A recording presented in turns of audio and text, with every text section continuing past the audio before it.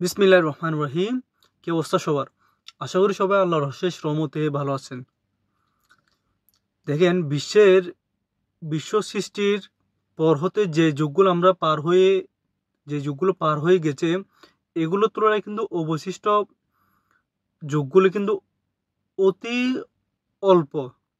এটি আবার আমার মুখের কথা নয়, এটি হচ্ছে 21 নম্বর সূরার 1 নম্বর আয়াত। ইকতারাবা লিন-নাসি হিসাবুহুম ওয়াহুম ফি গাফলাতিন মুরিদিন। তর্জমা: মানুষের হিসাব নিকাশের সময় আসন্ন, অথচ ওরা উদাসীনতায় রয়েছে।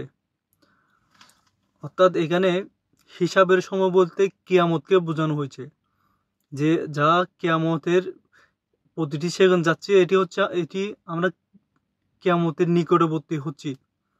তো দেখেন, আমরা যে যুগগুলো আমরা পার হয়ে গেছি, ওই যুগগুলো কিন্তু ওই সময় কিন্তু মানুষরা অনেক অনেক হায়াত পাইতো।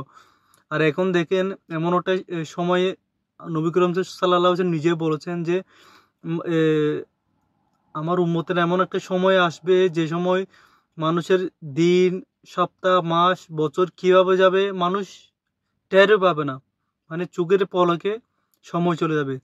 হয়তো বা এই যুগটা এখন চলতেছে। তো দেখেন, নবী সে কখন বলে গেছেন, আর এই কথাগুলো এখন আমাদের সাথে মিলে যাচ্ছে। দেখেন, আমাদের সময়, বছর কিভাবে যাচ্ছে হয়তো আমরা নিজেও জানি না। আমরা এই দুনিয়াবি মগ্ন হয়ে আছি। এই যে দুনিয়াবি মগ্ন হয়ে আছি, এগুলো তো আমাদের ক্ষতিকারক। আর অপরদিকে যদি আমি ঈমান নিয়ে যদি চলতে পারি, এটি তো আমাকে কল্যাণময়, আখিরাতে কল্যাণময় দান করবে, তাই না? পরিশেষে আল্লাহ তাআলা আমাদের সবাইকে যেন কোরআন সুন্নাহ মোতাবেক আমল করে যেন আমাদের জীবন অতিবাহিত করতে পারি, এবং মৃত্যুর আগে যেন আমরা মৃত্যুর সম্বলগুলো নিয়ে যেন আমরা কবরে শায়িত হতে পারি। এই তৌফিক যেন আল্লাহ তাআলা আমাদের সবাইকে দান করে। আমিন।